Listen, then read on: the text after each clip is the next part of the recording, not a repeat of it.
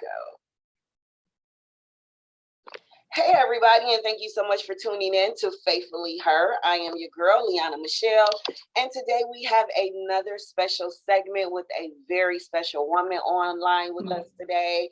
We have Miss LaNeisha with us today. LaNeisha is a millennial coach and mentor. She has been coaching cheerleading for 20 years. She is a certified coach, speaker, and trainer with the John Maxwell Team. She is the founder of Fearless Youth, which I can't wait to learn more about. She is the co-founder of the Gentlewoman Movement. She is the CEO and owner of Custom Creations, LLC. So everybody, I want you to put your hands together and welcome LaNeisha.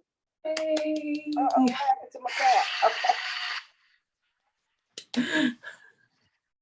Hey, so see, we cheer for our people, okay? Because if we're not cheering for our people, who will? LaNeisha, thank you so much for joining us today. It's my pleasure being here. Yes, everybody else, you have a beautiful smile. I want y'all to leave that in the comments and tell her how pretty her smile is.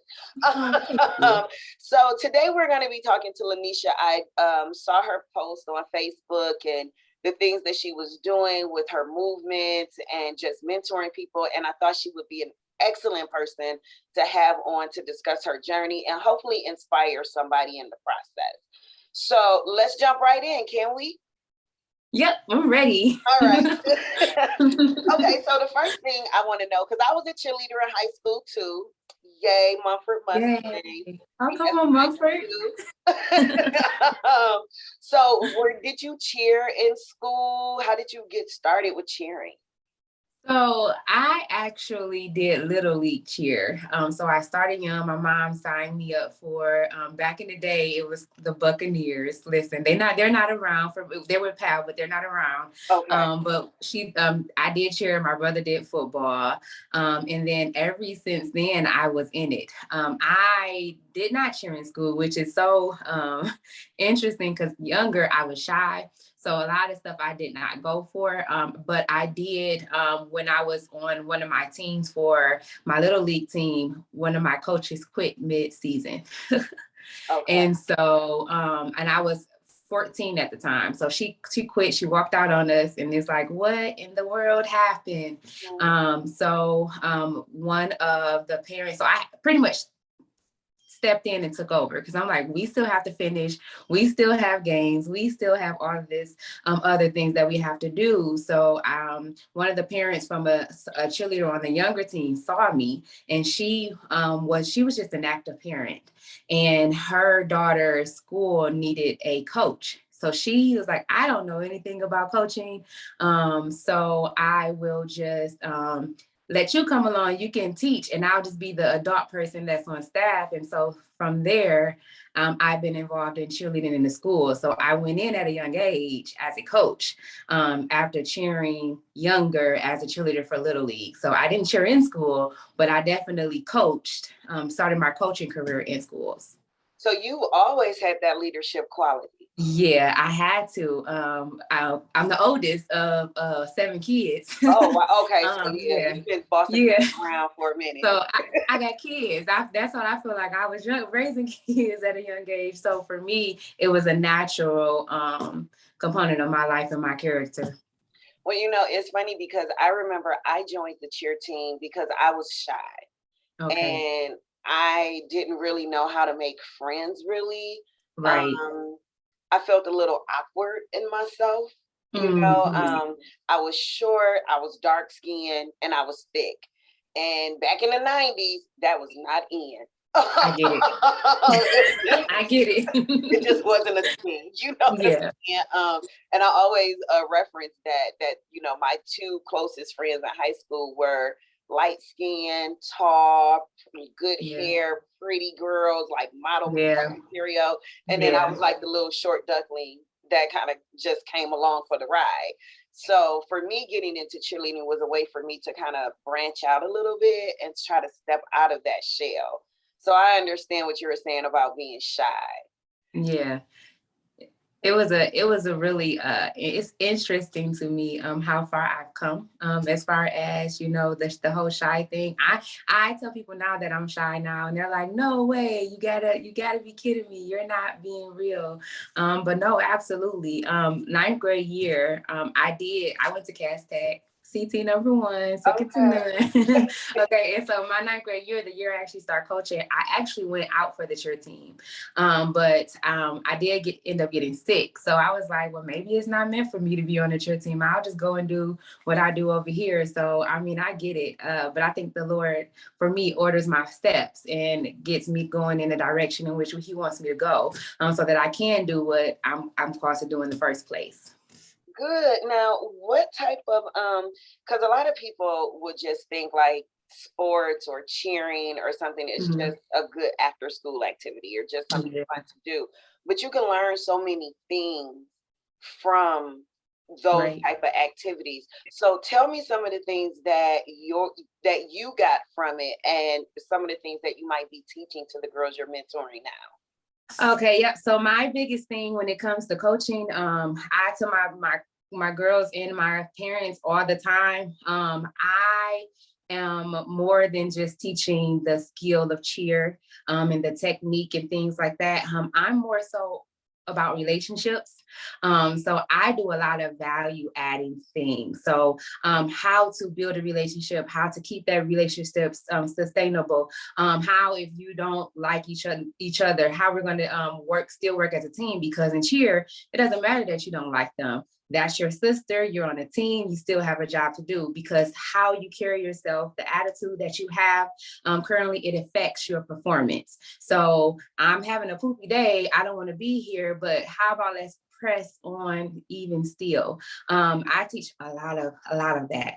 And the stuff that kids are missing at home, or they say that they're missing at home, I'm pretty much just that added help.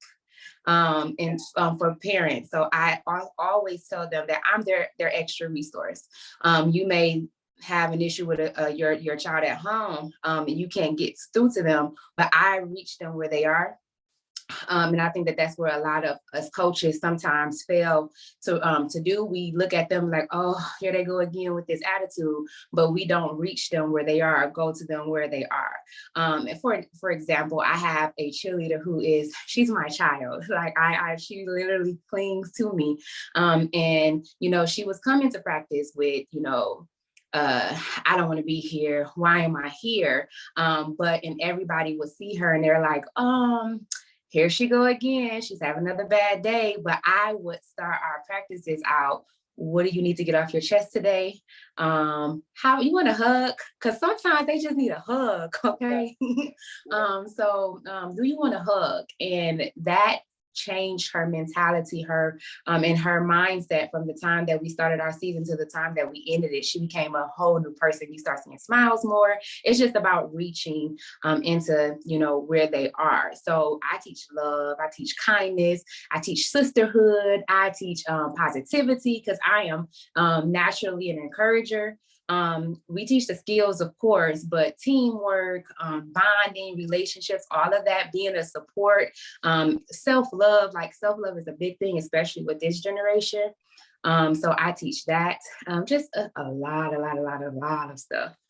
And I appreciate that because we do what I'm saying. We thinking about my teenage self could have really used a lot of that. Absolutely. A lot of that support instead of just showing up and going through the practice routine and the flips and the tumbles and so forth, but could have really used a safe place where I probably could have went in and said, this is what I'm dealing with. This is how I'm feeling.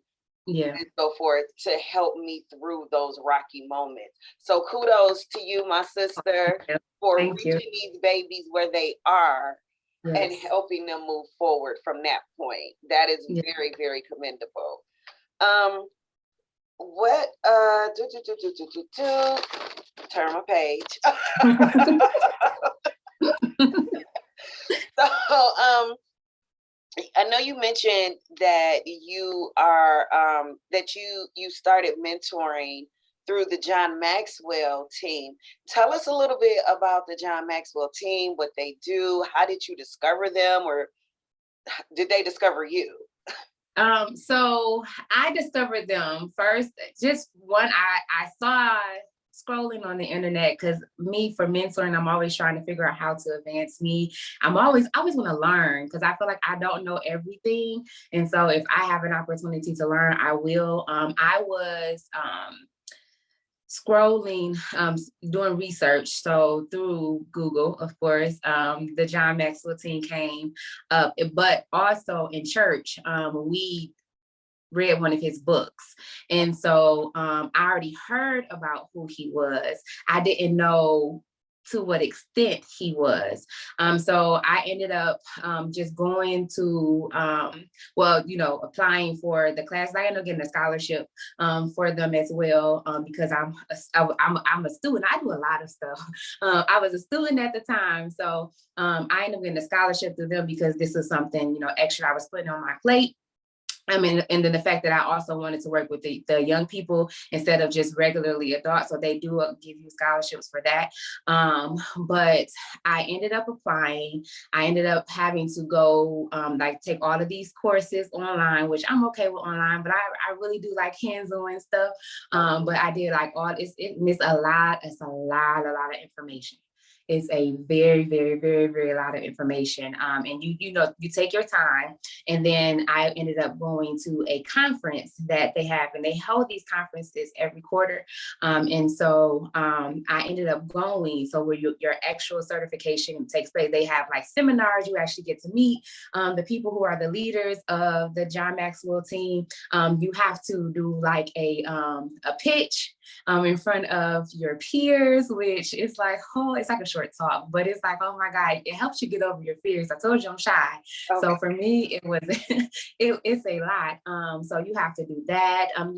You're networking, you're trying to pretty much connect with other people who do what you do. They give you also other resources and other tools that you can use to help you in your coaching and your mentoring career. They explain to you the difference between coaching and mentoring, because most people think it's the same thing, which it's not.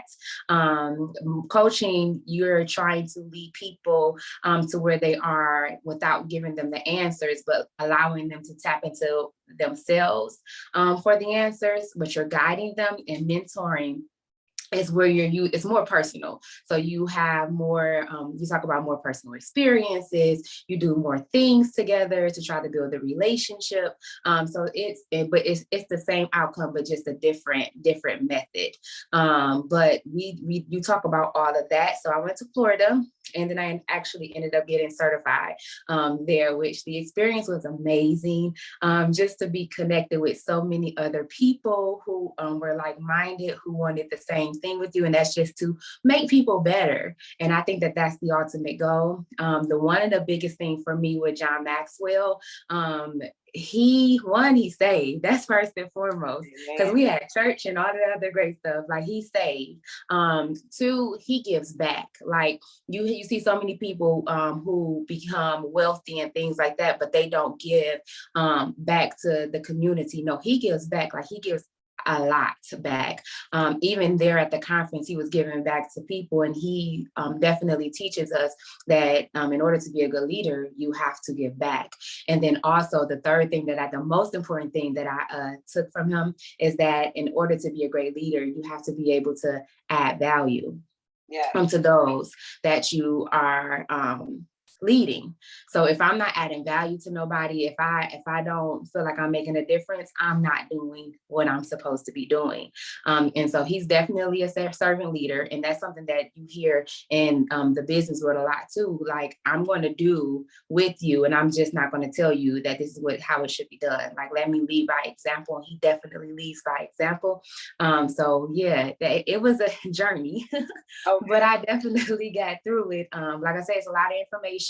And even now, because, even when you have access to all of the materials and things of that nature, when you first purchase it, so you have all of this stuff. I have other like programs that I want to implement with my youth. So once, I get big enough groups, and also with teams, because it helps to find where gaps are and how can you make your team better. So I'm more than likely going to be using on my girls this year. I didn't do it last year because I was trying to get back into the swing of things, but this year I'm more than likely going to do it so that we can grow stronger, because that's what it's about.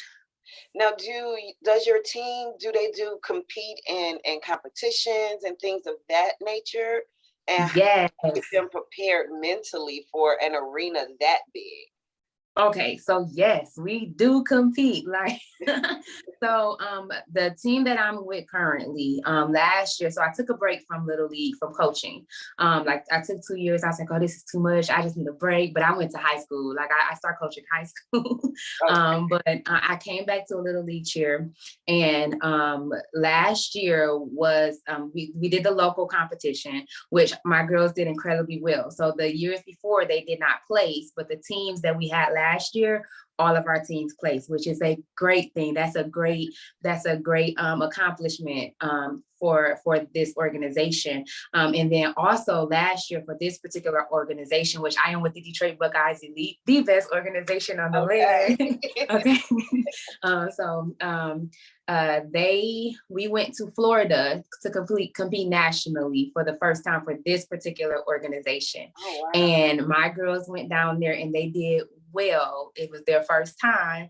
A lot of the girls that we had, it was their first time actually competing on a national level. So it's different than competing locally, because now you're talking about other teams from other states, other cities, people who probably have been doing this for years, and things of that nature. And they did incredibly well. They ran me crazy. But it's an experience that I think that children should have, or people, if they have the opportunity to, that they should have, because life is much bigger than where you are. Yes. And that's one thing that I do try to teach them, is that the world is huge and there's so much more that you can do. Before this team, I did compete nationally with my other teams, and we did place. So I was like, y'all, you guys are national champs. Like, you guys, you talking about second or third out of, all of the US in your division. No, that is amazing. That is something to definitely take. So yeah, we definitely do. And then for them, my preparation starts before we actually compete. So that goes into my building their confidence, instilling in them how to, speak positivity to themselves and amongst their each other as well. So if you do that and you actually, lay the steps beforehand, it's so much more easier for them to perform, because they perform. Like they're nervous, but they perform. And so it goes in instilling and putting something in them to make them believe, because if they don't believe that they're good enough, then they won't go out there and perform like they do. And they do every time. Right. That is good. One thing you said is that life is bigger than where you are. Yeah. I was at an event on Sunday and this young man was speaking, and he was saying that he thought Detroit was like the whole world. No way. It's like, it just made me think of him real when you said that, because a lot of times when you are growing up in the city and you're confined to your little space, you don't realize that the world is bigger than that. And there's so much more to see, to learn, to achieve, to gain. It's so much more to life than your city. So I think that that's amazing that you're giving them that opportunity to see that. Yeah. And then even with going to those type of competitions, they get to meet people from other places. Absolutely. That's like a culture shock, right? Because now I may have never known anyone who was Hispanic or, of an Italian background or whatever it is. But now in this arena of competition, I get to meet all these different type of people, learn all these different new things. And you just never know how that will inspire and enhance their growth. So again, kudos to you. Thank you. I think we're going to be doing this all through our Let's go. I like it. I love it. I love it for sure. I'm talking about the culture thing. So, one thing that I do, I hate the fact that, they get to experience different cultures and how they cheer and things of that nature. I hate the whole, the Black cheerleaders ghetto thing. So it rocks my knockers. However, I think that, taking them to, other places allows them to see that, oh, I don't have to be angry. I don't have to mean mug. I don't have to have a nose in the air up all the time, because we're going to, I want you to see how it's properly done. Not saying that you can't, keep your culture for sure, because we are who we are, but change the narrative that you have to be angry, or you have to battle all the time, or you have to fight, or you have to do, it's too much tied into the Black community, where it doesn't have to be. And so that's one thing that I am trying to change the narrative for our girls, to give them, you could be happy and that's okay. You're Black and you're happy. That's fine. Because we don't have that now. Right now it's very chaotic, the world is shared. And everybody has to battle. Everybody wants to be angry and extra hype, whereas you're diminishing your character, and it doesn't have to be. And I like the fact that it's also teaching them healthy competition. Absolutely. Because, as you're stating, we don't have to be angry all the time, but we don't have to compete against each other either in that way. Like, we can all do YouTube channels. You know what I'm saying? Absolutely. You know what I'm saying? Like, we can all do these things. If you want to be a mentor, you can be one too. Like, it's not that this person is doing it and they have the monopoly on it and they hold the keys to the gate to let you in or out. We can all do it. There's space for everybody, and we don't have to be mad at each other or angry. I don't like it when, because you have this or you have that, now I'm going to frown at you. I'm going to turn my nose up. I'm going to find anything wrong that I can find with you to put you down or something to build myself up more. So I like the fact that you're thinking of those things when you're introducing them to how to have conflict resolution, how to mentor and how to nourish relationships between me and my sister. You know what I'm saying? And just that healthy competition. Like, yeah, we can have competition, and it can be healthy. It doesn't have to be, what was the skater's name back in the day that hit the girl with the pipe? Like, we don't have to have that type of competition.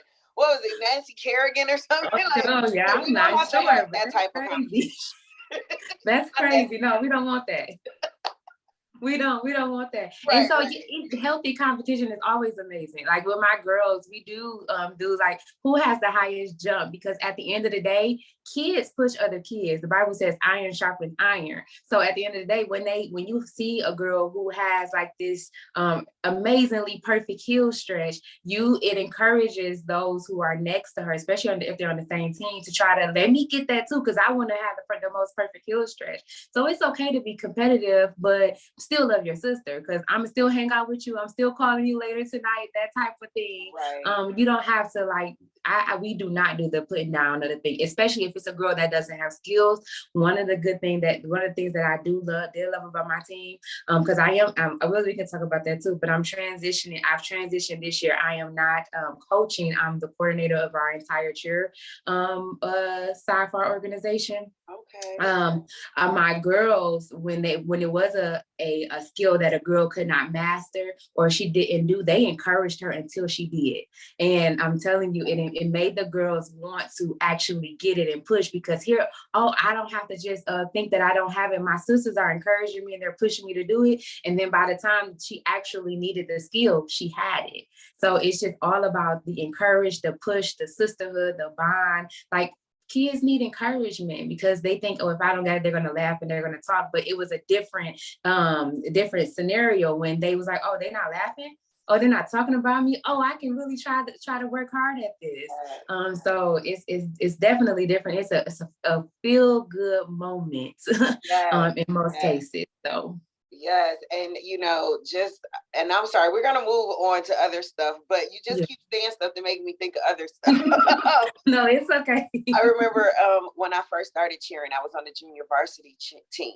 Okay. And I couldn't do the splits. And I couldn't make varsity until I could conquer the splits.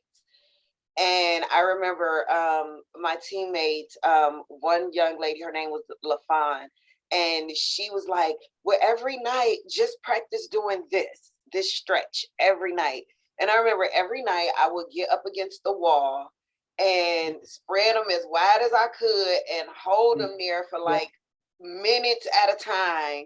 Like every night I would practice those stretches she gave me. I would practice that stuff until finally your girl was able to do the split. Yeah. And I remember just feeling so proud of myself for that accomplishment and seeing, you know, those my team members or teammates, like she finally got it. Like, yeah, you know what I'm saying? I remember taking like dance classes and everything just to kind of help build my skill up for those certain things, to have a perfect cartwheel, a great roundhouse, and to be able to drop into that split without being like, ouch, you know what I'm saying? But to hit that split and keep that smile, you know what I'm saying? So, yes, your teammates do encourage you along the way. They really, really do encourage you along the way. So yay for that. And I think more people need that, you know, to get out of the house.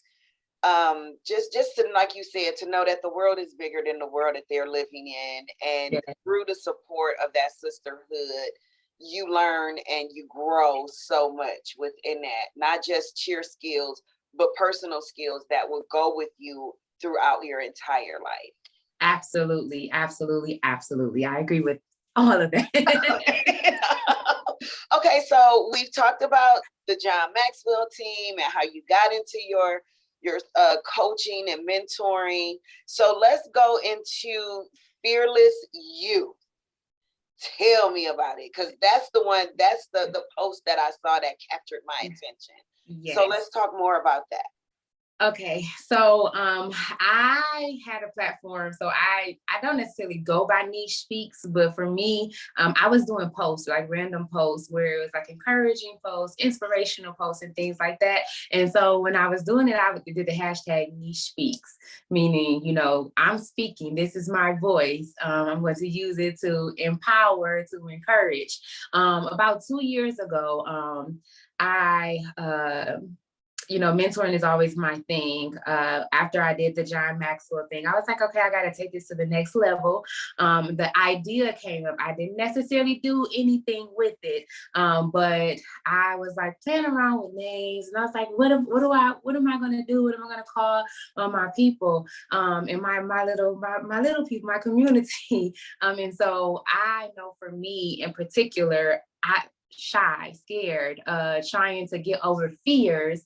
And so I was like, what if I do fearless youth? What if, you know, and then I necessarily you, because I have to point this out sometimes to people, it's the YOU is big and the TH is small. Yeah. And so I'm more so focused on you. So not necessarily that you're a young person, because if an adult comes to me and say, well, can you help me? Absolutely, because I'm here to help you become fearless. Not necessarily, oh, we're going to conquer fears because I'm scared of heights. Not necessarily that. No, how do we tap into you to make you the best you possible, so that you can go out there and conquer the world? How do I get you from point A to point B so that you can be more than you think that you are? So for me, fearless youth more so is just tapping into that person to making that person grand. Grand. And for me, it's a two-way street for me, because as I'm helping them, I'm honestly helping myself, strengthening the skills that I have while I'm strengthening their skills. Because of course, with every person that you deal with, there's a challenge. What works for one person does not work for the next person. So the idea was there. So I did it 2 years ago. I started it, never went anywhere with it. This year, I have a friend. Like I have really amazing friends. My friends are amazing. I ended up I've been praying. Been praying for a couple months, and I'm like, Lord, I just need the blueprint. Give me the blueprint, Lord. Please just show me what to do, where to go, how to say this, what should I be doing? A friend of mine ended up calling me and was like, so I really think that you should start your mentoring, your business. She's like, you're so good at it. It's so natural for you. Why won't you just go ahead and do it? And I'm like, you know what? That's a prayer answer, because I had just been asking the Lord, what should I do? She was like, it's so easy, so natural. So it's more than just, that business aspect of me, because like I told you, I'm all about relationships. So it is building that relationship with the people that I do. I'm able to mentor and actually letting them know that there are people out here that care about you. Your parents care about you, because if they didn't, then they would not have, mentioned this program for you. I care about you, because even if I don't know you, because I want to see you succeed. I want to see you better. But God cares about you. Like, that's most important. Most importantly, He does. But that's just pretty much how it was birthed. Just to get people to tap into people's ultimate potential, so that they can go out there and just be the greatest them ever. That's what I want to do. So what are the steps to joining? Like, if, say, I know a young lady who is in need of it, Okay. How can I get her, or what steps does she need to take to actually become a part of your mentoring program? Okay, yep. So that's fine. I'm very open. So if the parent is on Facebook, they can definitely reach out to me, and then we can get the ball rolling. I have a website, is www.neishspeaks.com, and on there is a fearless youth section, and then there you'll be able to find the packages that I do have for fearless youth, the mentoring and coaching. So I'm going to do both. Most people don't do the mentoring and coaching together, but I'm doing both because I feel like it's more effective. You teach them experiences, but also allow them to think. Kids especially, because if they learn how to critically think, then they can be able to tackle whatever they experience when it further goes down in life. So on there, it has the packages. I have 2 packages right now. And so the parents can go on there, and then they can just sign up for the subscription. So it isn't a subscription. So one of them is $45 a month. The other one is $65 a month. But I am doing group sessions within that month. I'm doing individual personal sessions. So they'll be able to get one-on-one time as well. And then depending on the package that you get. So if you get the $45 one, that's the one that you get. If you decide that you want the $65 one, then I'm also doing what I call cultural experiences. I think that I'm more excited about this. I am. I want to give kids exposure to what they know. So for me, fine dining, fine dining, I didn't start fine dining until I was an adult. I didn't really know nothing about it. Me and my best friend was like, let's go try this place. Let's just do this. And that's when I was introduced to fine dining. Like my parents didn't take us to place, but I'm going to, like, if you're in my program, we're going to do stuff like that. I'm going to teach them how do you act when you go fine dining. We're going to go to museums. We're going to go to plays. We're going to go to the symphony. Like, we're going to do things to expose them to what their world might be. I grew up in the hood. So outside of the hood, I didn't really know much. I was always different from where my neighborhood was. However, I knew that there was something more. I just didn't know how to access it. But when I became an adult, I just started experiencing things. And I want to do that for young people now, so that they can be like, oh, I want to do that. Because it wasn't until I started doing things, I was like, oh, I can live like that. Oh, I can dress like that. It starts with us. Like, so if we give them those experiences outside of school, because school may take you to a museum. No, I'm gonna take you to let's talk about it. Let's actually do stuff. Like, you're not with your friends, you're with me. Let's do this. So I want to do all of that. Like, let's dress up. Let's go to a ball. Like, I don't know. Like, I'm gonna do all of this with their parents' of approval, of course. Yeah. But yeah, that's my goal. But you know what? That's good. I can remember. My son is 26 now, and I remember when he was just like maybe 3-ish, 4-ish. Mm-hmm. I would start taking him to restaurants.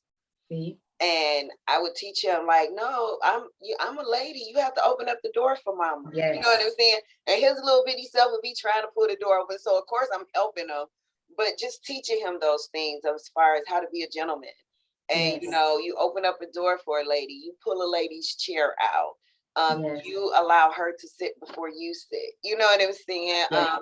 You never put her back to a door or something, you know, or when we're walking, I'm supposed to be on the inside and the man goes on the outside. Just those little bitty things, taking him to restaurants and teaching him how to get a waiter's attention and Yes. how to order off a menu. You know what I'm saying? Just how to sit properly in that restaurant and you're eating with your knife and your fork, and you know, you're not just chugging your food down, but you know what I'm saying? Like giving him that culture, like you said, that culture exposure and Yes. taking him to different things and doing those different things with him.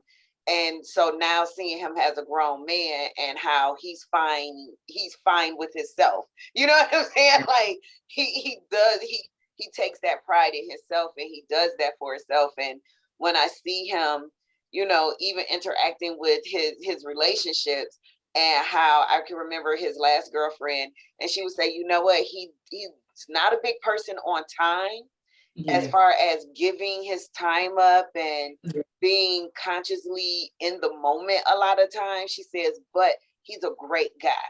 Like he treats me like a lady. You know, and that is what warmed my heart to say, okay, all of those things stuck. You know, he got the lesson and they stuck.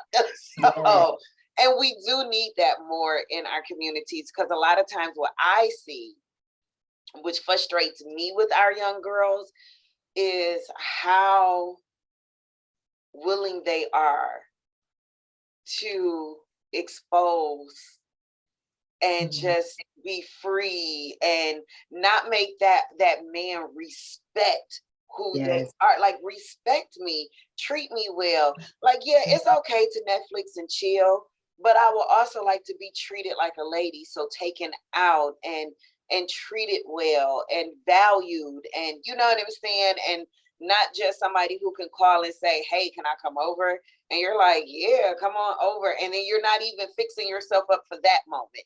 You know what I'm saying? Like, it's just so much more to you, sister. It's so much more to you, sister.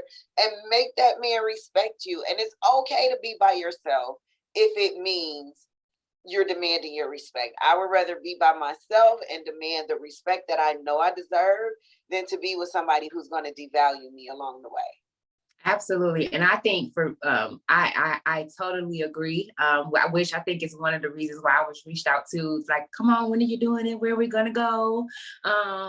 Is this generation has social media and television, and they are raised by social media and television and whatever else they see, and they're making it okay to be these overly exposed people when that's not necessarily the case. Like, you are precious. Let's cover up first and foremost. Everybody doesn't have to see everything. Everybody doesn't have to know everything. Your life does not have to be lived on social media.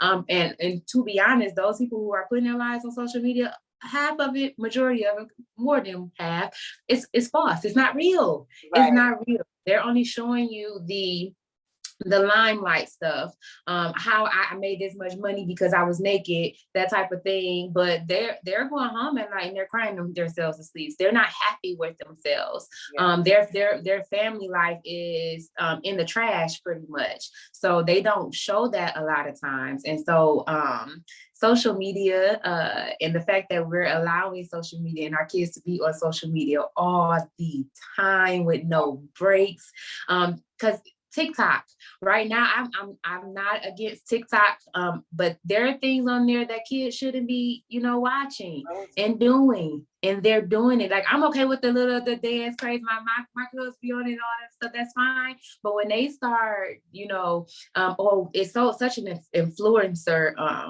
platform. Like, everything. Oh, I know my niece is like, oh, I want this pink drink from Starbucks because they had it on TikTok. Okay. Oh, I want this because I seen it on TikTok. Oh, let's do my hair like this because I seen it on TikTok.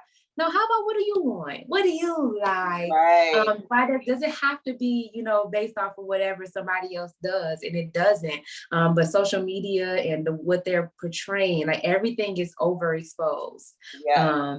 On the media, period, whether it's TV, whether like even cartoons. It's like so crazy. Cartoons are not the same. Yes, they are Oh, not. they are not.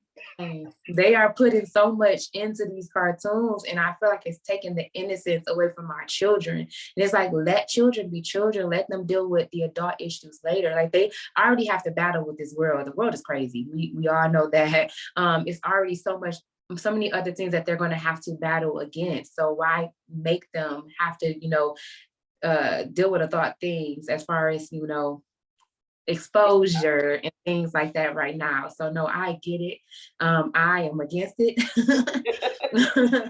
I am against it because kids they're not ready. They're not ready for this world. Adults, we can sometimes turn it off, but even then we have a hard time with dealing with what's on social media because it makes us conscious of ourselves sometimes, or maybe I'm not living life right, or maybe I should have been so much further along. It creates self-doubt, and we don't need which, if you're not confident in yourself and who you are, and you don't love yourself, then now you're messed up because you're comparing yourselves to the lives of everybody. Every kid want a YouTube channel because they're on these YouTube channels doing whatever they want. They're making all of this money. And it's like, oh, I want to play this prank and let me record it. But you hurting people.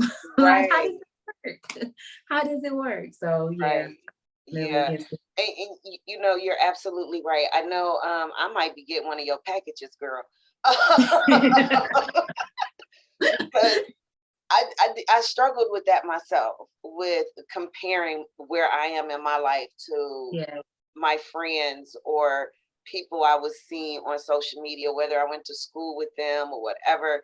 And because I was comparing where I was, it made me more introverted.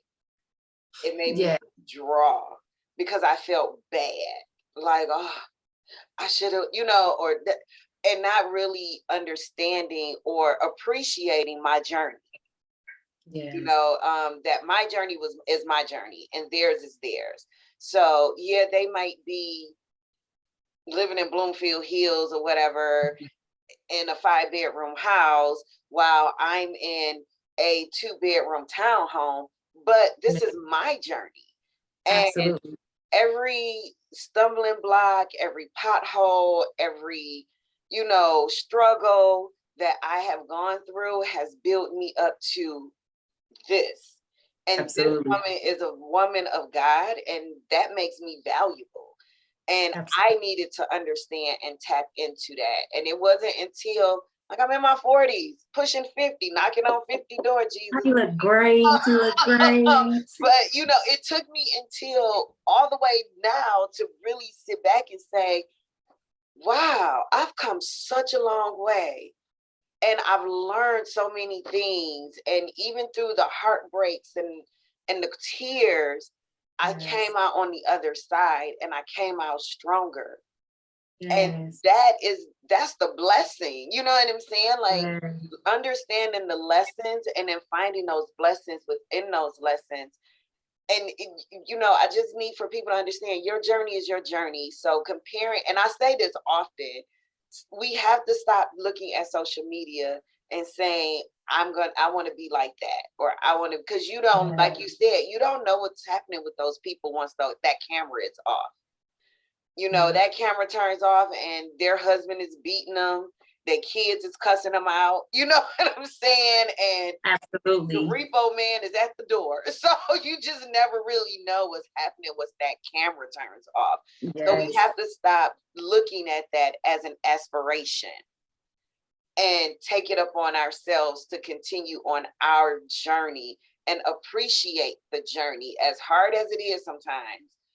Find the appreciation in it because there's a lesson to be learned that's going to take you to another level.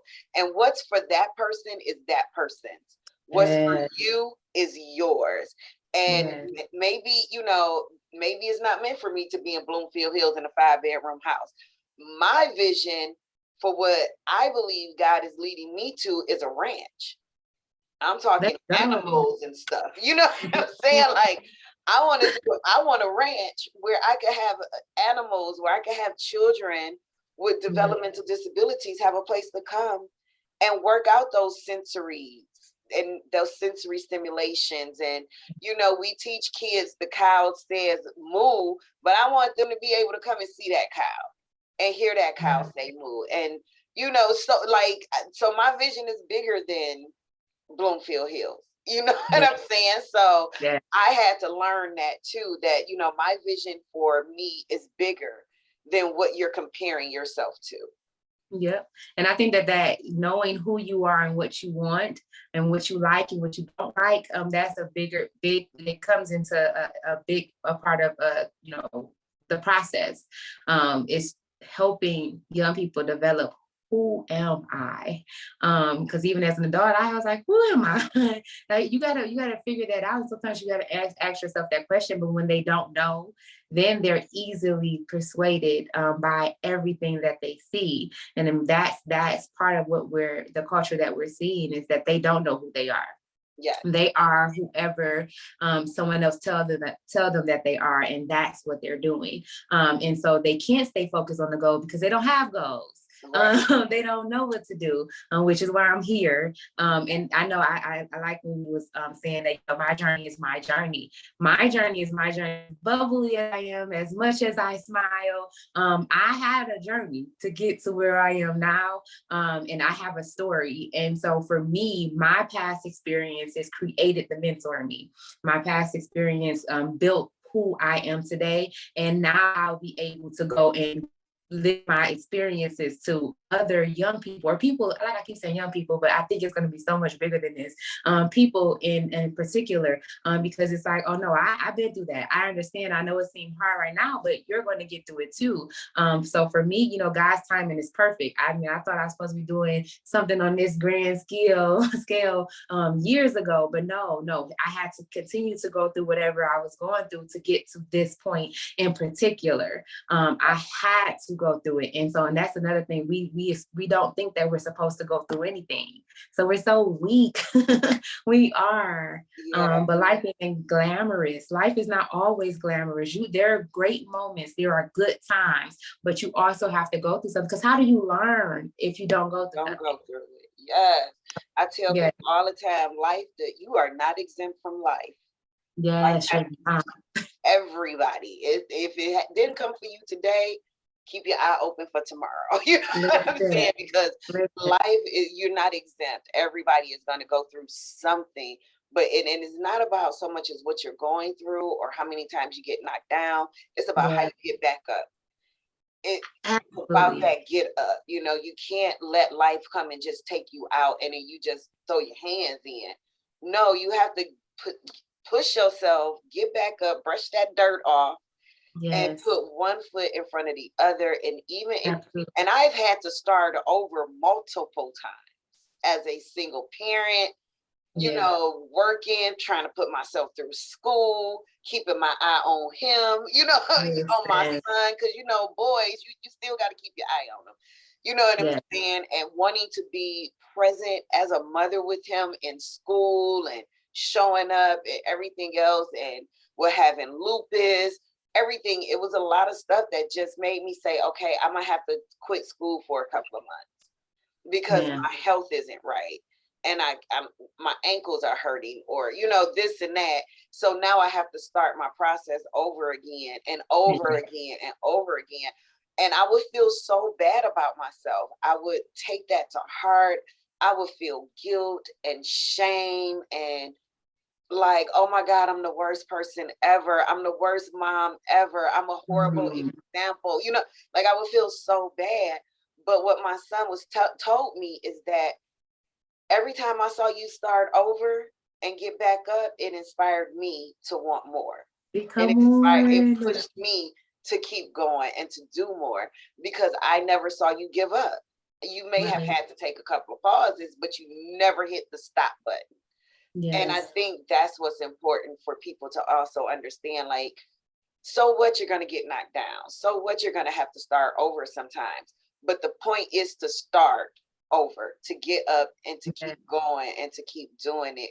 Because Yes. even those little bitty baby steps are steps. You know what I'm saying? It's progress. So if you know, we got to crawl before we walk, right? So go through the process, people. Yes. Stay in Go the through it. game. Trust it. What Trust they the say, process. what they say about the lottery, you got to be in it to win it, and that's the same Yeah. with life, Do you? right? That's the same thing with life. You have to be Yeah. in it to win it. You have to be in it. You have to take part in it. So, and that kind of moves me into our next part with the Okay. Gentlewoman movement. Yes. So let's talk about the Gentlewoman movement. So, quite a few years back, my best friend and I, who I love dearly, we started a nonprofit called the Gentlewoman Movement. And we were in church, and we were, I think we were at her mom's house, and then we put these ideas together. And so we were like, oh, this is going to be so grand, but it's for women, pretty much because you go through things and you need that support. So it's really just a huge sister circle for us to be able to help and encourage each other. Our thing was adjust your crown. So we're big on crowns. Like, we're really big on crowns. And so it's just about making sure that, as a woman, your crown can be tilted to the side if that's what it is. If it's straight, that's what it is. If you want to wear it on the back of your head, that's what it is. But embody who you are, and let's get through this together. So pretty much it's just a sister thing. I'm gonna a huge, big sister thing, sisterhood thing.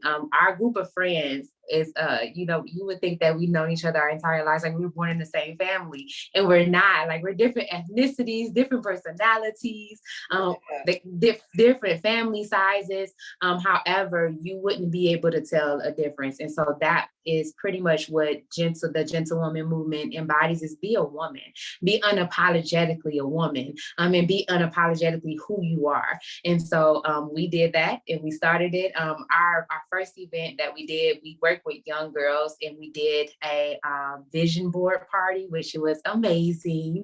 And so we're constantly developing. I know right now it's kind of taking a backseat because my best friend got married and had a baby, so she's adjusting to yeah, she's adjusting to that life. So it's okay. We're still moving, we're still pushing forward, and that's going to be grand too, because we see my best friend. Like, I can talk about her all day because she's such an amazing woman.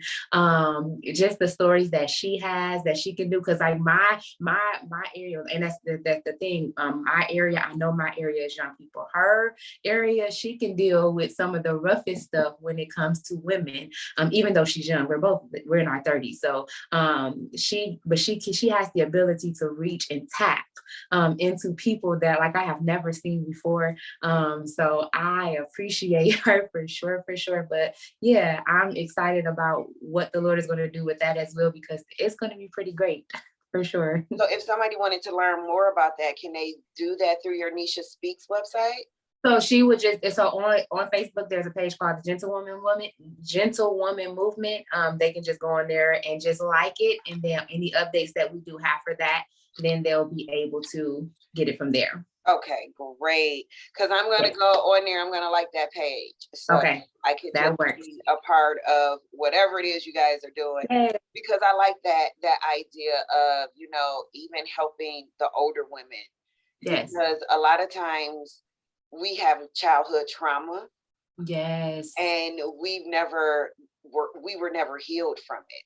So it spills over into our adult relationships and how we see ourselves, how we value ourselves, and how we allow other people to treat us. Yes. Because we never learned that back then.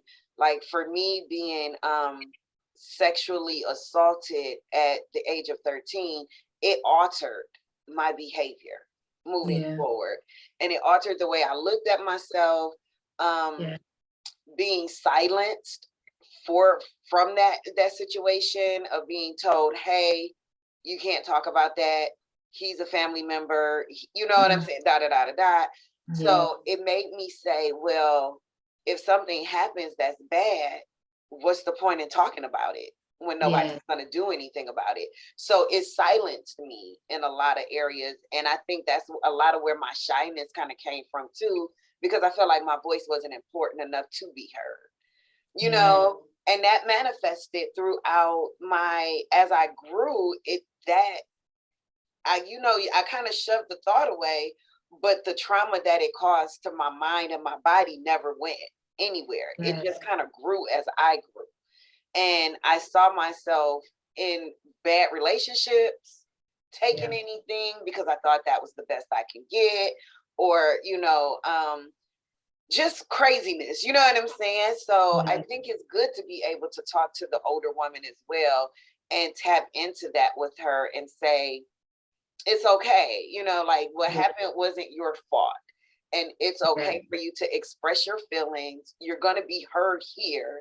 And it's a safe place for you to express yourself. And now we're going to help you move forward in that. Yeah. So you can wear your crown. Wear your crown and wear how you want to. Any type of crown you want to. I'm big on it, and I'm big on healing. Most people think that they're healed, and they're not. They're like, okay, well, no, I got over it, and they're not. And it takes just one thing to trigger. And you're right back to where you are. And that's part of why I started what I'm doing too, is that there's so many people hurting and so many people, like you said, dealing with past traumas and dealing with things of the past that they really aren't healed. And that they don't feel like they can speak up. And that's how I was, growing up. I feel like my voice wasn't heard. I was shy, I always overlooked and things of that nature. No, you do have a voice. You do have an option. You can make the decision. You can do more than what you were told that you can do. And so healing for sure, that's a big thing. Oh, that's a big thing for me. People are like, well, how did you forgive? Because I was married before. I ended up getting a divorce, but they're like, you forgave so easily. Because if I was to see him, I'm like, what's up, homeboy? Like, we could be cool. Like, there's no, at one point we were still in the same, he came back to the church that I was in, and I acted as if, nothing, really even happened. It's like, how did you forgive so easily? Like, you were so hurt. I was like, but at the end of the day, God had to do it. And then I had to be willing. Most of us aren't willing to be healed, and we want to hold on to the past, one, so that it can give us a platform, or two, so that we can just, hold resentment and hate. But at the end of the day, when you hate people, when you don't forgive, when you don't want to, give up whatever it is that you're holding on to, it's hurting you and not the other person in real life. And so if you don't love yourself enough to want to, give that burden up, then a lot of times you don't. And then now you're resentful. Now you're causing a lot of chaos. Now you're stirring pots that don't need to be stirred and things of that nature. And then you're going to go on, the rest of your life dealing with all of this stuff, when you can just let it go. Because I'd rather be me and not have to carry their burden on me, because I'm going to be carrying it on me. Which, is easier said than done. But a lot of people don't do that. And I really want, the hearts and the souls and the mental minds of people to be healed and set free, because a lot of times you don't have to carry it. You don't. But a lot of people don't know that they don't have to. They think that they're alone. They were the only person that went experience what they did, and that's not the case. It's not true. It's a lie. And so if we don't believe the lie, we can get past and get the necessary help that we need in order to get the healing that we need. Right. And you're absolutely right with forgiveness, because I had to go through a process. Yes, it's a process. Of learning, of understanding, first of all, that forgiveness was for me and not for those that I felt hurt or betrayed or denied me access to help. You know what I'm saying? I had to realize that, you know what, this is something that has happened, and I had to get on my knees. I had to pray and get in that Bible and meditate on the word and say, God, I need for you to help me figure this out. I can't keep being angry every day. This cannot be the first thought that enters my head every day, of anger and resentment and just all bottled up inside. Like it was really, really killing me. Yes. And stress is a killer. And all of that anger buildup was just adding on to, you know, tearing my immune system up at the end of the day. So it took a minute, like you said, it wasn't no overnight thing. It took a nice little minute. But what I started noticing was that I woke up one morning and it wasn't the first thought on my mind. And it was like midday before I like, hey, I haven't even thought about that. Like, okay, Jesus, is it working? You know, I know. like, and then the next day and the next day, and before I knew it, it was like, wow. And I was able to stand in the mirror and say, Lord, I forgive this person. I Yes. forgive that person. I forgive this situation. I forgive that situation. And I have been so much lighter and I've been happier and I've been able to actually help another person go through the process to get to their forgiveness for their healing.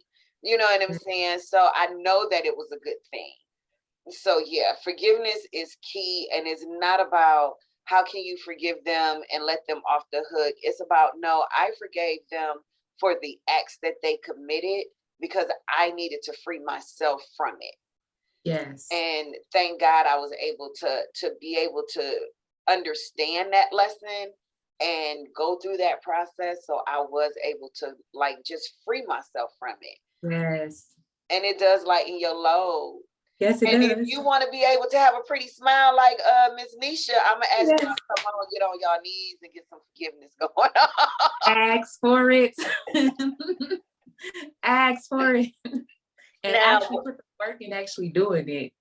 yeah, you know, and you have to be willing, like you said, you have to be willing to go through the process and put the work in, because it's work behind it. Like, yeah, I got on my knees and I prayed and I asked God and I read the Bible and I meditated, but I also had to be conscious of it too. So on those mornings when it would creep up, no, I'm not about to let you up in here today. I'm not about to let you settle up in my spirit today. And then I would have to read an affirmation, you know what I'm saying, or recite something to myself. And I was telling this young lady that this the other day, I said, you know, I still struggle. Nobody's perfect. I still struggle. And there's times where I'm in my car and certain things will hit me and I have to pull over and look in that mirror, my rearview mirror, at myself and say, I love you. This does not define you. This will not defeat you. I love you. You know what I'm saying? And get myself together and then take back off again. So it's a constant every day. It's something that you have to work at. It's like with anybody that's an addict or anything, when they say it's one day at a time, it is. And sometimes before you can get to one day at a time, it's one moment at a time. Yes. You know what I'm saying? Like, you have to go from moment to moment with it. And that's okay, you know, and just to know that it's okay if you have to take those steps in that manner. It's okay, because it's all for your best self to come through. Yes. It's for your potential to shine. Yes. So Custom Creations by Neish LLC. Now, I know you said that it started off as like athletic wear and now you're broadening it. Yes. So let's talk about that. It's my baby. I've always been creative. That's my thing. Being creative. So I really do a lot of athletic wear. So for like my cheer teams and things of that nature, I'm all about the glitter and the sparkle and making stuff look very, very nice. So I do a lot of t-shirts and bows and customization of bags and any other athletic wear. So I know last year I did our uniforms. I've done jogging suit apparel for teams. Like I do a lot of that, a lot of t-shirts, a whole lot of t-shirts. And so I know that I was doing onesies and twosies and things like that, along with the bulk orders that I would get. But I had to shorten my list of services. So I am strictly just working with teams and schools and corporate businesses as well, because time consuming. Most people don't know how time consuming, and it's expensive. So if I do a lot of onesies and twosies, I'm buying extra material that I don't need for your particular item. But I also do event planning and decorating. So I know with Custom Creations by Neish, I was doing things like party favors. So that's included in my service as well. Like I'm creative. Like I would do an invitation. I would do special gifts, whatever pretty much anybody asks, well, can you do this? I had a friend that wanted me to bedazzle shoes for her before. Like I like the arts. That's where I am. So I would do things like that. But even with that, I am going to stick with party favors, but it'll be more so up under my event decor, the event decor side of Custom Creations by Neish. So I love to do parties. So I do backdrops. I do, I have like all of the linen for tables, like pretty much you tell me your vision, let me execute it. So I am, yeah, yeah, I'm that girl. Like everybody calls me and say, well, can you just do this party? Or I'm thinking about this, what do you think? And I will come up with something creative for your thing. My biggest thing as far as party planning, I am pushing backdrops though, because they fill the room. Most people don't understand it, or may not, want to do it, but a backdrop is bigger. It's like your centerpiece, your focus. So, if you have a guest of honor, put a backdrop. If you need draping for your room, it changes a room. It really, really, really changes a room. Like if you're not going to do like, one for your guest of honor for your treat table. I know some, photo booth companies use backdrops, but not the backdrops I do, because I do like 3 layers. I do panels. I do them all. I had to took a master class for it. And who I was trained by is amazing. So yeah, I definitely do that. Like I have a couple of parties booked already like 3. I have a wedding and 2 parties booked for May, which I'm excited. And a lot of people think they don't understand the work that goes, behind it and into it. They think that, I can call you one week and then next week you can be available. Absolutely not. No, not with my creative mind. I'm the over the top person. So for me, it's like, I'm going to go above and beyond what you expect. And I've always been that way because I always want to give more than what you think that, I thought it was just going to be this. No, let's go above that. Yeah. Let's wow your people. Let's, give them the time of their lives. So yeah, I'm pretty excited about it. Okay, well, I'm excited to collab with you then in the future. Yes, ma'am. I am. Like, I meet so many amazing people doing this that I'm like, I cannot wait to meet you and do something and collab.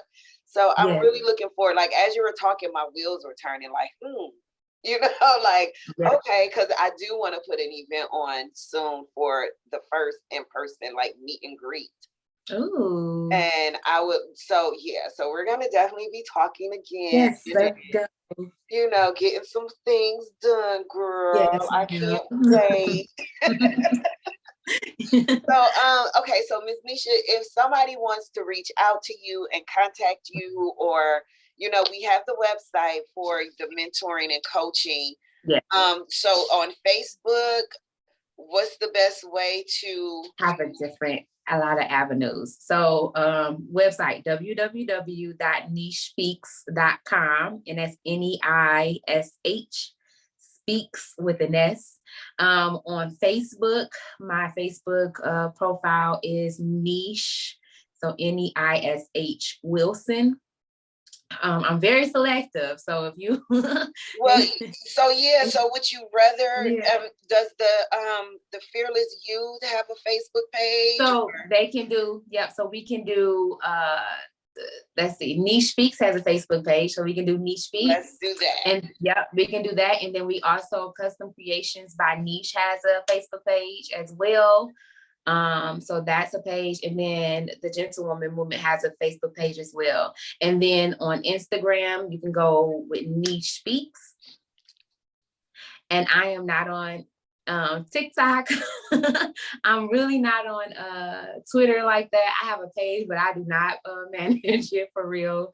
Right. So I I'm don't not. manage mine either. I be Yeah. forgetting all about it. Like, oh, Me too. let me I upload this forgot. like, yeah, I forget about It's it too. it's so much like social media. It just make you have. It's like you have to be involved. So yeah, no, they can do that, or they can email me too. And it's Neish Speaks at gmail.com. So you can get there for that. And I'm selective about people coming or adding people as friends, but honestly my personal page is open. It is public, but as far as becoming friends with people, yeah, if you want to just come and browse and look, sure, because my platform is the same regardless. I am who I am. I'm going to be who I am. So you'll never see anything crazy on there because that's not who I am. Right. So I'm the same way. I get friend requests and I'm yeah. like, hold on, let's see. And when I see Yeah. like the cash and Yeah. I the was like, oh, crazy stuff, and I'm like, Bitcoin, let's did mine. we? Let's no. I'm the same way, like very No. selective. And the first minute something crazy does pop up, I'll automatically block and unfriend. Yes. Like I do not tolerate it because my page is positive, and I try to put, a verse of the day, like even with my Faithfully Her page, it's inspirational and it's business, so I'm promoting you on that page. I'm promoting other people on that page who are women of faith and, authors who have written books about, their journeys and how God has brought them through. So I don't want something that's popping up on there talking about some shake what your mama gave you. Like, no, absolutely not on my page. No, that's not who I am. That's not, I want to see it. Yes, Right. yes. And the most personal I probably do get is like, my son. I always give a tribute to him. I don't know why. I'll wake up some mornings and be like, I just want to tell him I love him. And I'll make it a whole like face. And he like, Ma, why do you do that? And I'm like, because some days I just want to let the world know I love you. You know what I'm saying? And that's fine. Right. But, other than that, though, yeah, I try to keep it very maintained to just positive, encouraging things, motivation, something that's just, if you go to it, you might be feeling down. Like I'll have somebody be like, oh my God, I needed that today. That was right on time. How did you know? And I'm like, I really didn't. I just woke up and that was the scripture that was there for the day. You know what I'm saying? So I'm just sharing you the scripture I read this morning, so yeah. But I have your information. I'm going to put that in the description box. Everybody, we have had a wonderful time talking to this beautiful woman. I'm so happy that I had the opportunity to meet you. And again, like I told you before we recorded, if you ever need me to set up chairs, to come and sweep up after the fact, like I'm here for you. I'm here to help support you and all that you're doing, because I believe what you're doing is so needed in today's world and today's culture of, like you said, the internet and social media. I graduated from high school in 92, so there was no internet, there was no social media. So if it was in a magazine, and even back then, I think they kind of censored a lot of stuff that they even printed back then. You know what I'm saying? So now you open up a magazine, you don't know what you're going to see. But it was a lot of stuff was very censored and structured. And, everybody, as a child, we just didn't have access to everything that was going on. So I think that what you're doing to teach our young girls how to not only cultivate relationships with others, but how to cultivate the relationship with themselves is very, very, very important. And anything that I can do to help along with the movement, I am here for you in any way possible. Oh, I greatly appreciate it. And I had a blast talking to you. Thank you for making it easy. Oh, yay. Look, that's my talent. So I tell people this all the time, like, I didn't even know I had a talent, right? So I was praying like, Lord, I don't have a talent. I can't draw. I don't know how to sew. Like, I'm not creative. I don't have a talent. So when he came into that hospital room and he said, this is your talent, I was like, really? Like, you want me to get on and talk to people? You know what I'm saying? And it just so happens to work. So thank you. Yes. Thank you for answering the call, because I'm telling you, this is amazing. You know, being able to talk to people and get them to be calm while talking. It's definitely a gift. Not a gift I have, but No, you did great. You did wonderful. And you smiled through the whole thing. So I couldn't even tell if you were nervous. Oh, well, thank you. No, you did absolutely wonderful. And thank you for sharing your journey with us, and you know how everything came about and how you guys started and into everything. And you can see the joy on your face when you're talking about your girls and you know your movements and your you could just see, like, you just light up and you begin to glow. So that is what I love so much about doing this and with meeting you, because your smile made me smile more. Oh, yay. So thank you again for tuning in. Do you want to leave us with any final thoughts? Final thoughts. Just be you and be great. And be you to the best of your abilities. Other than that, no, that is it. Honestly. Okay, well, I think that's a good final thought, right? Be you and be great to the best of your ability. And as always, you guys know, when writing the story of your life, don't let anyone else hold the pen. Thank you guys for joining us today on Faithfully Her, and I pray that you have a blessed week in Christ. Bye.